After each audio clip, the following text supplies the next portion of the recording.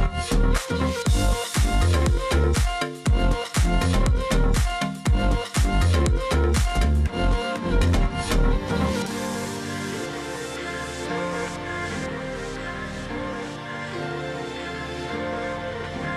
আলাইকুম প্রিয় খামারি ভাই এবং বোনেরা, কেমন আছেন? আশা করি সবাই ভালো আছেন। আপনাদেরকে প্রীতি এবং শুভেচ্ছা জানিয়ে শুরু করছি নতুন আরও একটি প্রতিবেদন। অনেকদিন পর নতুন আরও একটি ভিডিও নিয়ে আসলাম আপনাদের মাঝে। আজকে আপনাদের নিয়ে এসেছি পাবনা জেলা চাটমোহর থানা আটলঙ্কাতে। এখানে একজন উদ্যোক্তা, তিনি ব্যবসা করছেন, পাশাপাশি আবদ্ধ অবস্থায় তার একটি দেশি কবুতরের খামার গড়ে তুলেছেন তার বাড়ির পরিত্যক্ত জায়গাতে। আজকে আমরা তার কাছে জানবো তার এই খামারে কতগুলো কবুতর রয়েছে, কবুতরকে কী কী খাবার খাওয়াচ্ছেন, কবুতরের যে রোগগুলো হয়ে থাকে তার কীভাবে প্রতিকার করছেন, কবুতরের রোগ ব্যাধি তার এই খামারে কখনো হয়েছে কিনা এবং তিনি তার প্রতিকার কিভাবে করেছেন, এবং কবুতর পালন থেকে আয় করা সম্ভব কিনা সেটা আজকে আপনাদের জানানোর চেষ্টা করব। এই খামারে তিনি আবদ্ধ অবস্থায় কবুতর পালন করছেন।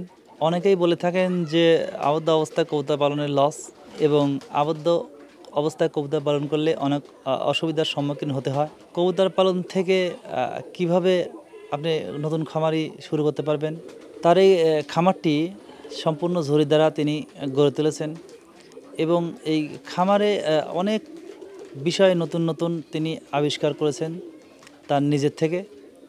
এরকম আরও অনেক টুকিটাকি বিষয় নিয়ে পূর্ণাঙ্গ একটি প্রতিবেদন তৈরি করব আপনাদের মাঝে। আশা করছি সম্পূর্ণ প্রতিবেদন জুড়ে আপনারা আমার পাশেই থাকবেন। কথা না বাড়িয়ে চলে যাবে এখন সরাসরি এই খামারের কাছে, জানবো এবং আপনাদের জানানোর চেষ্টা করব এই খামার সম্পর্কে বিস্তারিত।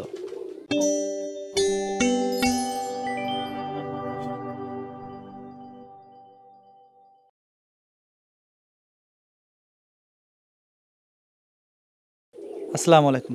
ওয়ালাইকুম আসসালাম। কেমন আছেন? আল্লাহ ভালো রাখছে। আচ্ছা, প্রথমে আপনার নামটা জানতে চাচ্ছি। আমার নাম মোহাম্মদ হুমায়ুন কবির। আচ্ছা, আপনি পেশাতে কি করেন? পেশাতে আমার ব্যবসা। তো ব্যবসার পাশাপাশি আমরা দেখছি যে আপনি সুন্দর একটি কবুতরের খামার গড়ে তুলেছেন।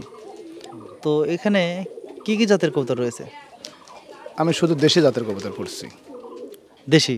দেশি। তো এই কবুতর পালনের শুরুটা জানতে চাচ্ছি, কবে থেকে শুরু করেছিলেন এবং কি কবুতর দিয়ে শুরু করেছিলেন? কবুতর পালন আমার আজ 8 মাস বয়স। কবুতর পালার দেশি জাতের কবুতর দিয়ে আমি শুরু করছি। আচ্ছা, কতগুলো দিয়ে শুরু করেছিলেন? প্রথমে শুরু করছিলাম 40 জোড়া। একবারে 40 জোড়া? একবারে 40 জোড়া। আচ্ছা, অনেকেই তো 2 জোড়া, 5 জোড়া, 4 জোড়া দিয়ে শুরু করে। তো আপনি একদম 40 জোড়া দিয়ে শুরু করার কারণটা কি? প্রথম থেকে আমার বাণিজ্যিকভাবে করার একটি ইচ্ছা ছিল, এই জন্য একটু বেশি দিয়ে শুরু করছিলাম। আচ্ছা, বর্তমানে আপনার এই খামারে কতগুলো কবুতর রয়েছে? প্রায় এখন 200 পিসের মতো আছে। 200 কবুতর। আমরা দেখতে পাচ্ছি যে আপনি বিভিন্ন পদ্ধতি এখানে সাজিয়েছেন। তো এই বিষয়টা আমরা পরে যাই, তার আগে যাচ্ছি, যেহেতু 8 মাস যাবত এই কবুতরের সাথে জড়িত এবং শুরুটা আপনি দেশি কবুতর দিয়েই করেছিলেন, তো আপনার এই খামার থেকে প্রতি মাসে কত জোড়া বাচ্চা পাচ্ছেন এখন? 30 থেকে 40 এরকম কাছাকাছি। 30 থেকে 40 জোড়া? জি। কবুতর তো আপনার প্রায় 200 কাছাকাছি, বাচ্চা কম পাওয়ার কারণটা কি? বাচ্চা কম পাওয়ার কারণ 40 জোড়া কবুতর কেনার পরে প্রায় আমার 50 পিস ছিল, আর 30 পিস আমার ওই সময় মারা যায়। এটা শুধু ওই ব্যাপারিকার কারণে। তো আপনি কবুতর কার থেকে ক্রয় করেছিলেন? ক্রয় করেছিলাম আমি ব্যাপারের থেকে, হাটের ব্যাপারের থেকে। ব্যাপারীতে ক্রয় করার পরে আপনার কবুতর মারা গেল? মারা গেল। কি জন্য মারা গেল? মারা গেল বিভিন্ন সমস্যা হয়েছিল, ঠান্ডা এটা ওটা। আমরা প্রথম তো বুঝি নাই, তখন ভাবছি যে এই ঠান্ডার কারণে মারা গেছে, বা ওই খামার থেকে অসুস্থ ছিল, এরকমই বুঝছি। কিন্তু এখন তো ওই বিষয়টা বুঝি যে কোন কারণে মারা গেছে, কি সমস্যা, এটা এখন বুঝি। আচ্ছা, কবুতর পালন করেন আপনি 8 মাস যাবত, তো আপনার খামারে কি ওই একবারই রোগ হয়েছিল নাকি পরবর্তীতে আরো? ওইবারই রোগ হয়েছিল। ওইবার 2বার অ্যাটাক করছিল রোগ। 2 ব্যাপার থেকে নিয়েছিলাম, 2 ব্যাপার থেকে 2বার অ্যাটাক করছিল। আচ্ছা, তখন যে মারা গেল, মারা যাওয়ার পরে অনেকেই তো হতাশ হয়ে কবুতর পালন বাদ দিয়ে দেয়, তো আপনি কেন ধরে রাখলেন? না, ধরে রাখছিলাম, আমার একটা জিহাদ ছিল ভিতরে যে আমি দেখবো কি অবস্থা, ওইভাবে আমি ধরে রাখছি। কিন্তু 30টা মারা যাওয়ার পরে যে 50টা ছিল, এখন কয়টা মেয়ে মারা গেছে, কয়টা পুরুষ মারা গেছে, এটা তো আমার জানা নাই। তারপর ওখান থেকে আস্তে আস্তে মানে প্রোডাকশন হয়েছে 20 জোড়া, 15 জোড়া, এরকম প্রোডাকশন হতে হতে এখন আমার আগায় চলে গেছে। আর ওর যে বাচ্চা রাখছি, ওই বাচ্চা থেকে প্রায় এখন আমার 200-এর কাছাকাছি হয়ে গেছে। ও এরপরে আপনি বাইরে থেকে কবুতর না, ক্রয় করেন আর কিনিনি, আমার ওই খামার থেকেই আমি বাড়াইছি। এই 8 মাসে আপনার এই যে শুরু করেছিলেন 40 জোড়া, তার থেকে কিছু কবুতর মারা গেল, কিছু মানে প্রায় 30 পিসের মতো মারা গেছিল। তারপরেও আপনি সেই কবুতর থেকেই এগুলো মানে জন্ম নিছে। তারপরে এগুলো বাড়ছে আস্তে আস্তে ওর থেকেই, আমি আলাদা কোনো কিনি নেই। আচ্ছা, আপনি এই কবুতরকে খাবার হিসেবে তাহলে কি কি দিচ্ছেন? খাবার হিসেবে এখন যে সময় 60 টাকা কেজি গম ছিল, ওই সময় ভুট্টা খাওয়াইছি। 35-এর উপর লেভেলে আমি কোনো খাদ্য দেই নাই। তারপরে যে সময় গমের দাম কমে গেল, ভুট্টার দাম বাড়িয়ে গেল, ওই সময় আবার যে এখন খুদ গম দেই, এটা হলো আপনার 33 টাকা কয়েক পয়সা পড়ে। এটা কি আমরা যেটা ভাঙানো গম বলে থাকি? ভাঙানো গম এর ভিতরে ঘাসের বীজ থাকে, অনেক সূর্যফুলের বীজ থাকে, অনেক ধরনের থাকে, যার কারণে এটা খাওয়ালে পারে ওর পায়খানা থেকে শুরু করে ওর মানে সেটিং আছে, যার কারণে এর পাশাপাশি অন্য কিছু দেওয়ার দরকার হয় না এই খাদ্যতে আমার। আপনি যে পানি দিচ্ছেন, পানির মধ্যে কোনো ধরনের ওষুধ খাওয়াচ্ছেন কিনা? না, এখন খাওয়াইনি, কিন্তু পানির মধ্যে আগে পিএইচ দিছি, হেমিকো পিএইচ দিছি। ওটা হলে মানে পানির থেকে আগে সৃষ্টি, কিন্তু ওই পিএইচ দিছি, কিন্তু এখন পিএইচ দেই না। কিন্তু এটা হলে এখন পরিষ্কার টিউবওয়েলের পানি, কিন্তু বাসি পানি আমি কোনোদিন দিইনি। একদম পরিষ্কার পানি? একদম পরিষ্কার টাটকা পানি, শুধু পানি, আমার কোনোদিনও বাসি পানি আমি দিইনি। আচ্ছা, রোগ ব্যাধি যাতে না হয় তাতে আপনার এই খামারকে সুরক্ষিত রাখার জন্য কি কি ধরনের ওষুধ আপনি এখন বর্তমানে খাওয়াচ্ছেন? ওষুধের ফাংশন অনেকগুলো আছে, যেমন আপনার মাইক্রোপ্লাজমা যেটা আক্রমণ করে, ওটা আপনার মাইক্রোপ্লাজমার যে আছে, যেমন আমরা বেশি ব্যবহার করি ইউরোকট, ডক্সিএভেড, তারপর ওর সাথে দেই আমরা রাত্রেবেলা চালাই হেমিকো পিএইচ, তারপরে দিনে ছাড়া অনেক সময় এনজাইম দেই, ওর যে পেটে জল ট্রাবল হয়, এই ধরনের করি আমরা চিকিৎসা করি। আপনার ইউরোকট আর আপনার ডক্সিএভেড আর একটা আছে ওর সাথে লাইসোভিট, এই 3টে ওষুধ 1 গ্রাম করে প্রতি লিটারে 5 দিন করলে পরে যত ধরনের হয়। আর যদি কালে আক্রমণ হয়ে গেলে পরে আমরা সকালে হলে রাইস স্যালাইন আছে, এই রাইস স্যালাইনটা ব্যবহার করার পরে তারপরে আমরা এই ওষুধটা ব্যবহার করি, তাহলে ওর ঘাড় বাঁকা রোগও হয় না, কোনো কিছু হয় না। তো অনেকেই তো ইচ্ছা পোষণ করেন যে আমার কবুতরগুলো টাল হয়ে গেছে এবং আমি কিভাবে বুঝতে পারলাম না আমার কবুতরগুলো ঘাড় বাঁকা হয়ে যাচ্ছে, এই রকম ধরনের সমস্যা হয়ে থাকে। তো এ থেকে কোনো প্রতিকার পাবে কিনা কেউ? যখন একটা অসুখ খামারে ঢোকে, অসুখটা তো ছোট না, কিন্তু প্রাণীটা তো ছোট। ওষুধ তো অ্যান্টিবায়োটিক দিলে পর তো ওই প্রাণী তো সহ্যটা করা লাগবে, কিন্তু সহ্য করা লাগবে ওই সময় তো অনেক পানিরও ঘাটতি আছে, আবার ওষুধের ডোজ বেশি হলে পরে ওই সময় ঘাড় বাঁকা রোগ হয়ে যায়।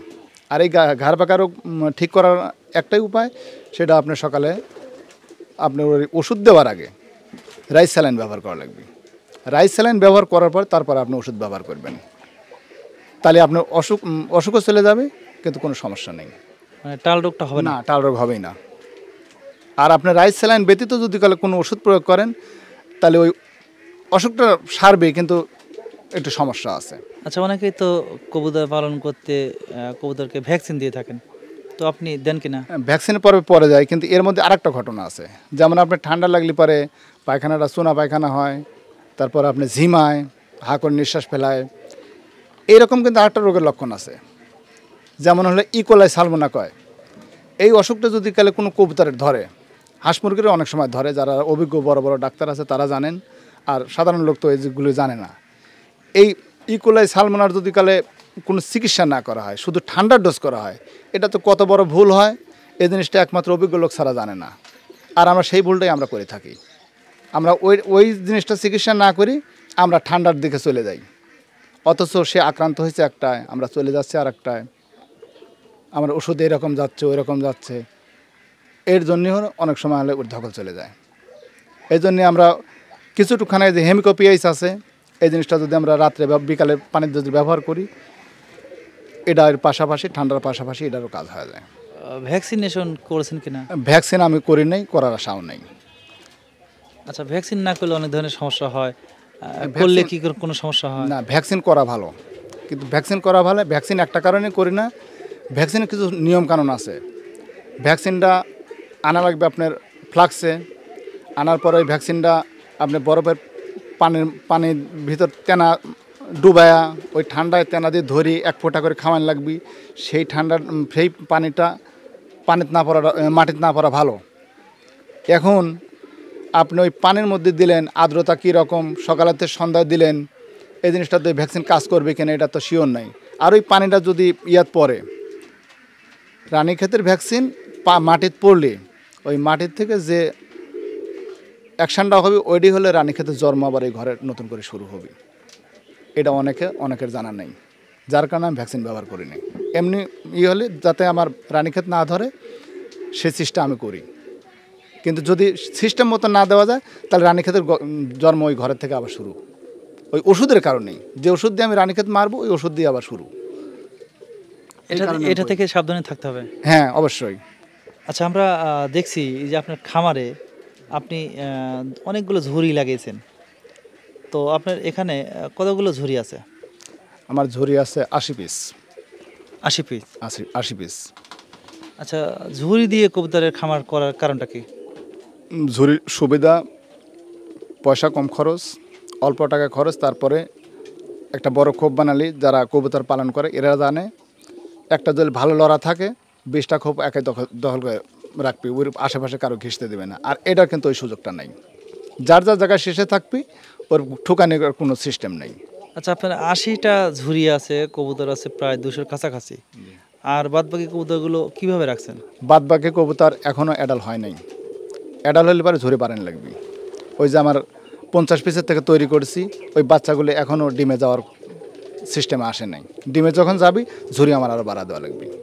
তাহলে বুঝতে পারলাম আপনার এই খামারে 200-র কাছাকাছি কবুতর থাকলেও কিছু অ্যাডাল, কিছু নিউ অ্যাডাল সব সহ আপনার এইগুলো। হ্যাঁ, জি জি। আচ্ছা, এই ঝুড়িগুলো কেমন দামে পাওয়া যায়? অনেকেই তো প্রশ্ন করেন যে ভাই আমি ঝুড়িগুলো কোথায় পাবো এবং কেমন দাম হতে পারে? ঝুড়ি আমি কিনছিলাম 17 টাকা পিস, প্রত্যেকটা ঝুড়ি 17 টাকা পিস। আর এই খামারটা আমি সম্পূর্ণটাই আমার নিজের হাতে করা, আমার কোনো মিস্ত্রি দিয়ে আমি খামার করি নাই। অনেকেই যারা ঝুড়ি দিয়ে করতে চাচ্ছেন তারা আমার চ্যানেলে আই বাটনে দেওয়া একটি ভিডিও কিভাবে আপনি ঝুড়ি দিয়ে খামার করবেন সেটা আপনি দেখে নিতে পারেন এবং সেভাবে আপনি করতে পারেন। আপনার কাছে আরও একটি কথা জানতে চাইব যে আপনি খামারের এক সাইড দিয়ে একটা ফাঁকা রাখছেন এবং 4 সাইড দিয়ে একটু বাইরে নেট দিয়ে ঘেরাও করে দিয়েছেন, এটা কি সুবিধা এবং কী জন্য রেখেছেন? আমার আগে পুরাটাই নেট দিয়ে ঘেরা ছিল, তখন আমি আলো বাতাস বা ওরে চলাফেরা বা বিট করার একটু সমস্যা হয়, যার কারণে আমি এক সাইড কাটিয়ে দিই ওরে আলো চলাচলের জায়গা বানিয়ে দিয়েছি। ওরা ওই জায়গায় যায়, রোদের আলো ওরা গায়ে নেয়, এইভাবেই হলো ওরা আসে, এতে সুবিধা। আর এক জায়গায় থাকলে পরে অসুখ বিসুখটা একটু বেশি হয়, আর রোদের আলো পালে পরে ওরে চলাফেরাটা এই হলে অসুখটা একটু কম হয়। মানে রোজের যে ভিটামিনটা সেটা আপনি মানে কবুতরকে দেওয়ার জন্য এই সিস্টেম করেছেন। তারপর উপর দিয়ে বাইরে আবার নেট করে দিছি। প্রথম অবস্থায় নেট করছি, এখন নেট না করলে সমস্যা নাই, ওরা আর কোথাও যাবে না। আচ্ছা, আপনার কবুতরগুলো যেহেতু আবদ্ধ করে পালন করা এবং আপনি এই খামারে অনেক কিছুই রেখেছেন নতুন নতুন আঙ্গিকে, সেটা হলো দেখতেই পাচ্ছি আমরা যে আপনি একটি স্প্রে মেশিন। ওটা আমি মাঝে মাঝে টিমসন দেই। টিমসন একটা আছে 1 গ্রাম 1 লিটারে দেওয়া লাগে, দিলে পারে এটা জীবাণুনাশক। এটা ঘরে স্প্রে করলে পারে বাইরে যে ভাইরাসগুলি আছে অনেক অংশে নিয়ন্ত্রণ হয়ে যায়। আর এটাও আমি ব্যবহার করি 4 সাইডে পর্দা ফালায়া, ওই ভিতরের জীবাণুগুলি ভিতরে নষ্ট করে দেয়। আচ্ছা, আমরা দেখছি যে আপনি খড় দিয়েছেন, অনেকেই এই খড় বিষয়ে আমাকে প্রশ্ন করেন যে ভাই এই খড়গুলো যে দিচ্ছেন এগুলো কি আমরাই দিচ্ছি, আমাদের মতো খামারিরা দিচ্ছে, নাকি কবুতর নিজেই নিয়ে আসছে? তো আপনি যেহেতু খড়গুলো দিচ্ছেন এতে কি কি সুবিধা রয়েছে? সুবিধা, যে সময় ডিম ওরে পাড়ার সময় হবে ওরা নিজেরাই নিবে। আর আপনি যতই বাসা বানায় দেন ওই বাসা ওরা ডিম পাড়ার কোনো সম্ভাবনাই নেই। আর যতটুকুন খেয়ারের প্রয়োজন, যে যতটুকু, কারোর অল্প কিছু খেয়ার হলে হয়ে যাচ্ছে, আবার কেউ পালা করে ফেলায়। ইচ্ছা, এক একটা কবুতরের ইচ্ছা, যার যেরকম লাগে সেরকম নিয়ে ওরা বাসা তৈরি করে। এটা কোনো আমার নিজের দেওয়ার কোনো প্রয়োজন হয় না। মানে আপনি রাখছেন, কবুতর ইচ্ছা মতো নিচ্ছে? জি জি। আচ্ছা, আপনার কাছে আরও একটি কথা জানতে চাইবো যে আপনি কবুতরের ঘরটা সম্পূর্ণ পাকা করে দিয়েছেন, তো অনেকেই তো কবুতরের ঘরগুলো কাঁচা রাখে তো আপনি পাকা করে দেওয়ার কারণটা কি? পাকা করে দেওয়ার কারণ, যদি কবুতরের ঘরে ইঁদুর হয়, ইঁদুরের পায়খানা কোনো কবুতর যদি খায়, এখান থেকে একটা অসুখ সৃষ্টি হয়, সেটা হলো ইকোলাই সালমোনা।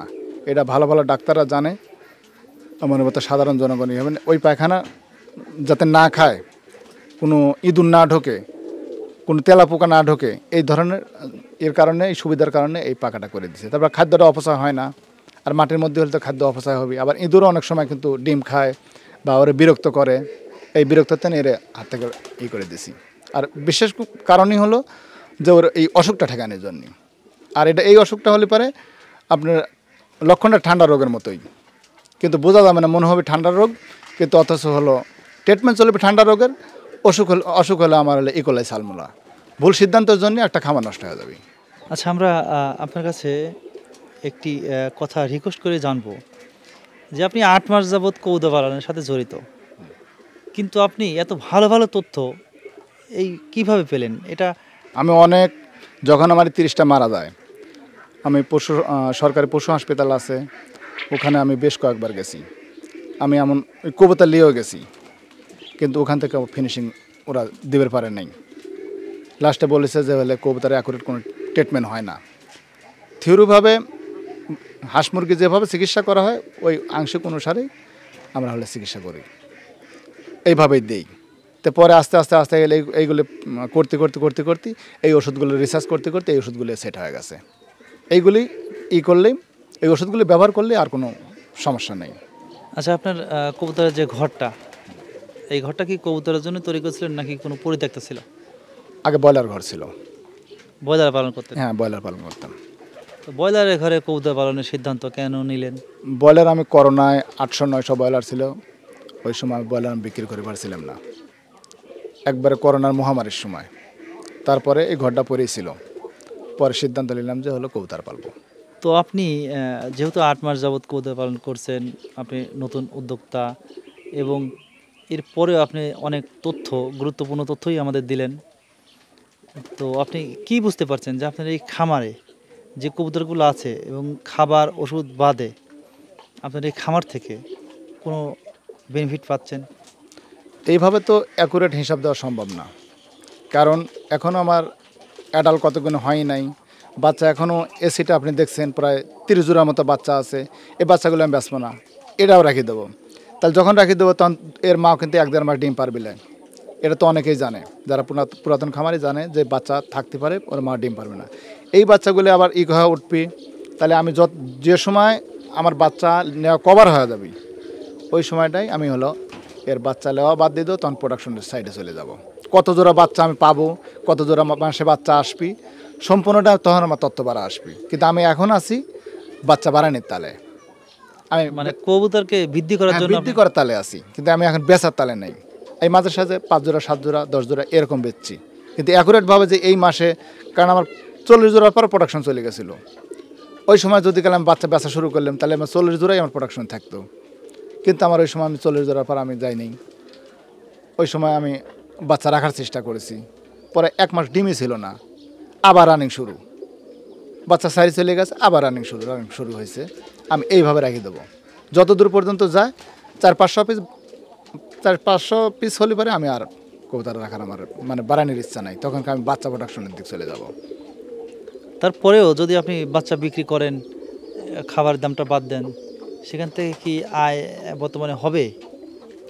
আর এখন বর্তমান যে খাদ্যটা আমার লাগতেছে, প্রতি মাসে আমার 3 মণ খাদ্য যাচ্ছে, 120 কেজি খাদ্য হলে হয়ে যাচ্ছে। কিন্তু এই 120 কেজি খাদ্য তো ওই রানিংগুলি খাচ্ছে না, ওর পাশাপাশি যেগুলো অরানিং আছে, যেগুলো বাচ্চা আছে, ওরাও তো খাচ্ছে। তাহলে এইগুলি যদি পুরাপুরি খায়া যদি ডিম ছাড়ে বা বাচ্চা আমি পাই, তাহলে তো অবশ্যই 100% লাভ হওয়া সম্ভব। অবশ্যই মানে আয়ের মধ্যে আছেন? হ্যাঁ, অবশ্যই সম্ভব। আর যদি এইগুলি এখনই যদি রানিং হতো, তাহলে আপনি হিসাব করেন যে কতটি বাচ্চা পাইতাম আমি। 60 জোড়া বাচ্চা যদি প্লাস থাকতো, আপনি হিসাব করেন 60 জোড়া বাচ্চার দাম 101 সর্বনিম্ন হবে, তাহলে 12,000 টাকা দাম। আপনি 4-5,000 টাকার খাদ্য বাদ দেন, আপনি হিসাব করে দেন তো এর মধ্যে কিছু বাড়ায় কিনা। অবশ্যই বাড়াবি। আচ্ছা, অনেকেই বলে যে আবদ্ধ করে কবুতর পালন করলে কবুতরের খাবারটা বেশি লাগে এবং অনেক অসুবিধা থাকে, তো আপনি কি বুঝতে পারছেন? এটা একটা ভুল তত্ত্ব। আবদ্ধ অবস্থায় কবুতর পাললে খাদ্য একবার অ্যাকুরেট মাপে থাকে, আর সারা অবস্থায় খাদ্য বাঁচাবে গেলে ওই খাদ্যটা কোনো অ্যাকুরেট থাকে না। আবার অনেক সময় আপনি পুঁজি সহই হারা চলে যায়। এক জায়গায় ধান খাবার গেছে, বীজ দিয়ে দিচ্ছে, আপনার গোটা শেষ, এটা কোনো শেষ হওয়ার চান্স নাই। আরেকটা সুবিধা আছে, আপনি অসুস্থ হয়েছে, আপনার পানির অ্যাকুরেট মাপ আছে যে ওই জায়গায় আমার পানি খাবি, ওর পানি খাওয়াই লাগবে, ও তো বাইরে যাওয়ার পারতেছে না, আর ওই পানি খেলে পরে ওর সারাই লাগবে। আর আপনি কীভাবে হলে সারি দেওয়া কবুতরে আপনি কীভাবে পানি খাওয়াবেন কত কয়দিন পরে তারি ধরে খাওয়াবেন। আর যদি পানি না খায় তো একবার অ্যাকচুয়ালি মারা যাবে। তাহলে ওর পার্থক্য আর এর পার্থক্য তো নিজেই তো বোঝা যায়। আচ্ছা, আমরা দেখছি আপনি চালের সাথে তালাই লাগিয়েছেন, এটা কি সুবিধার্থে এবং আপনি কি সুবিধা পাচ্ছেন? এটা অনেক সুবিধা আছে, শীতকালের সুবিধা, গরমকালের সুবিধা। শীতকালের সুবিধা, আপনার উপর থেকে কুয়াশাটা পড়ে না, ওর শীতটা কম লাগে, ঘরটা কম থাকে। আবার গরমকালে ওই রকমই, ঘরটা শীতল থাকে। এতে ওর চলাফেরা বা অনেকগুলো তো টিনের সাথে বসবাস করে, এটা তো আপনি দেখছেন। কিন্তু ওই যে টিনের সাথে যদি পুরোপুরি হিট পায় তাহলে আপনি হিসাব করে দেখছেন ওইটার কী অবস্থা হবে। আর এই তালাই দেওয়ার কারণেই এইটুকু সেফ। মানে শীত এবং গরমে দুটাই সুবিধা পাচ্ছেন? হ্যাঁ, দুটাই সুবিধা। আর এই তালাই না দিই ডাইরেক্ট কোনো টিনের ঘরে এই কাজ করাটা মানে ঝুঁকি। তাহলে বুঝলাম যারা নতুন খামারি হচ্ছে কি হতে চাচ্ছেন তাদের তালাই দেওয়াটা খুবই গুরুত্বপূর্ণ। তালাই দেওয়াটা খুবই গুরুত্বপূর্ণ। আচ্ছা, কবুতর পালন সম্পর্কে আমাদের অনেক গুরুত্বপূর্ণ অনেক অনেক তথ্য দিলেন, সেজন্য আপনাকে ওয়ার্ল্ড সাপ্লাইট ইউটিউব চ্যানেলের পক্ষ থেকে ধন্যবাদ জানিয়ে বিদায় নেব আজকে। তো ভালো থাকবেন, আসসালামু আলাইকুম। ওয়ালাইকুম আসসালাম, আপনিও ভালো থাকবেন। বিদায় নেব এই হুমায়ুন সাহেবের এই খামার থেকে। যদি আমাদের ভিডিওটি ভালো লাগে লাইক করবেন, কমেন্ট করবেন, শেয়ার করবেন এবং সাবস্ক্রাইব করে আমাদের চ্যানেলে অ্যাড হয়ে থাকবেন। দেখা হচ্ছে নতুন কোনো খামার কিংবা নতুন কোনো ভিডিওতে। সে পর্যন্ত ভালো থাকবেন, সুস্থ থাকবেন। আল্লাহ হাফেজ।